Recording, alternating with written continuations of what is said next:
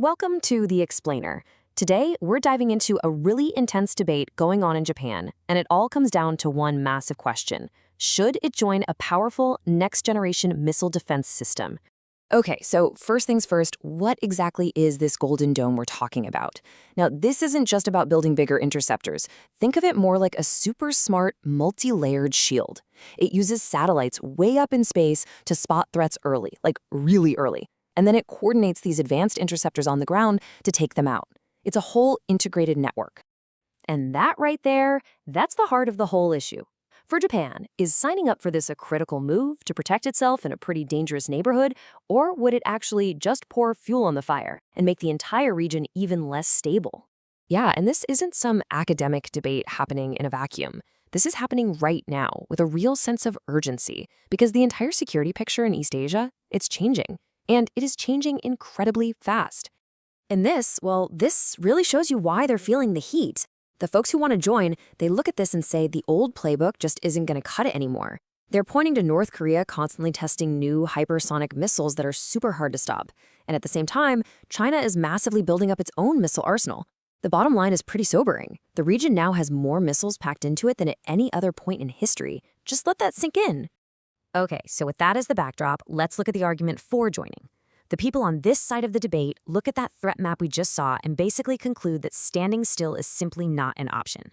The pro-Golden Dome case pretty much follows a four-step logic. Step 1, you absolutely need the new tech to handle these faster, more advanced missiles. Step 2, by joining, Japan gets a golden ticket to America's huge satellite network, which is a total game changer for spotting launches instantly. Step 3, all of this makes any potential attack look like a really bad idea, which is the whole point of deterrence. And finally, they say it's a win for Japanese companies, driving innovation in high-tech fields like space and AI. And this quote, it just nails their whole philosophy. For them, this isn't about being aggressive. It's about putting on a suit of armor so tough that nobody even thinks about starting a fight. In their view, it's a lack of defense that actually invites trouble. But of course, that's just one side of the coin.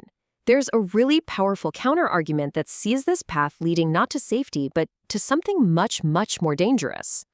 So the opposition's case is built on four huge worries. First up, they warn that rivals like China and Russia will see the shield as a direct threat and will respond by building even more offensive weapons to overwhelm it. Then there's the cost, which is just astronomical, and it pulls money from other critical domestic problems.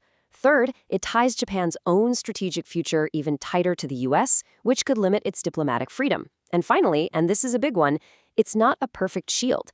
A saturation attack with tons of missiles flying at once could still get through. You know, this quote just perfectly sums up what experts call the security dilemma. It's this tricky idea where the moment you try to make yourself safer, your neighbor sees it as a threat and feels like they need to get stronger.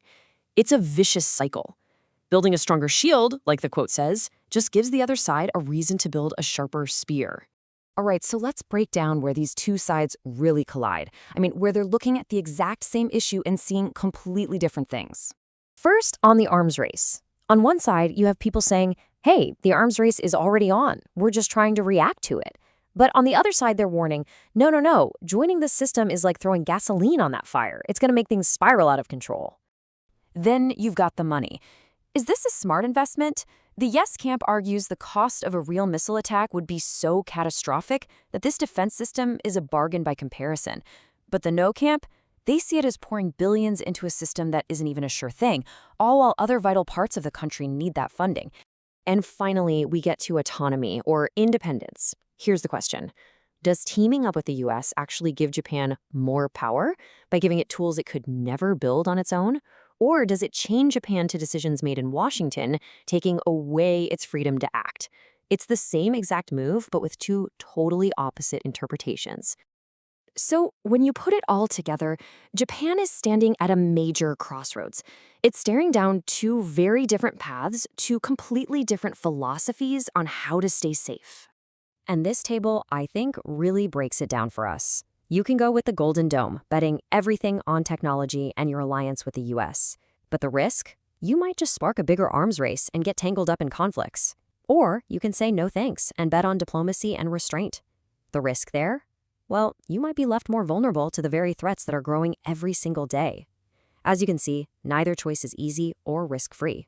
And that's really what this all boils down to. This isn't about finding a simple, perfect answer, because there isn't one.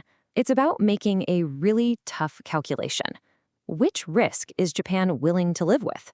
The risk of provoking your rivals, or the risk of being unprepared for an attack?